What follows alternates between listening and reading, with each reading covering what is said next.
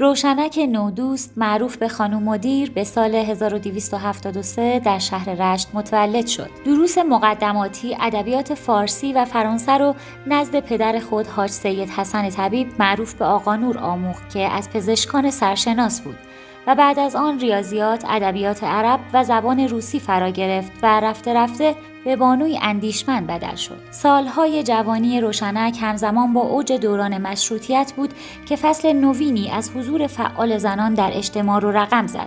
وی کوشید نخست از طریق آموزش زنان گرد جهل و نادانی را از ذهن آنان بشوید. نودوست در سال 1296 اقدام به تأسیس دبستان ملی 4 کلاسه سعادت نسوان کرد و در سال 1300 به این دبستان دبیرستانی 11 کلاسه ضمیمه نمود. وی از جمله اعضای مؤسس جمعیت پیک سعادت نسوان رشت بود.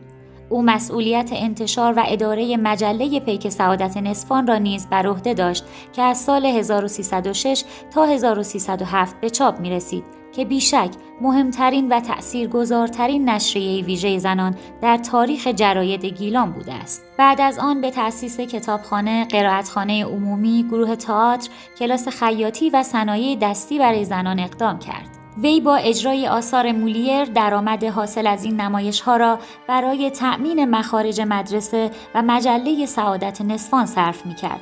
او با نامنویسی رایگان از دانش آموزان بی‌بضاعت و تأمین هزینه‌های تحصیل آنان در جهت بهبود وضعیت اجتماعی دختران گیلانی سرسختانه کوشید و با راه اندازی کلاس‌های شبانه اکابر راه را برای تحصیل زنان شاغل و خانه‌دار هموار ساخت. روشنک با تشکیل انجمن‌های خیریه و جمع‌آوری آنات خانواده‌های بی‌بضاعت و بی‌سرپرست را زیر چتر حمایت خود قرار می‌داد. با نگاهی به زندگی و مجموعه فعالیت‌های روشنک نودوست به چهره‌ای برمیخوریم که در طول سالیان زندگی خود مجموعه‌ای درخشان از فعالیت‌های اجتماعی و فرهنگی روشنگرانه را در راه ارتقاء آگاهی و تفکر زنان عصر خویش به انجام رسانید و عرصه‌های مختلف را در این باره آزمود و کوشید به هر شکل ممکن در راه رشد آگاهی و دانش زنان گیلان گام بردارد و در مقابل سیل ناملایمات و اتهامات از اهداف خود دور نشد. خانم مدیر در 24 خرداد ماه 1338 در تهران درگذشت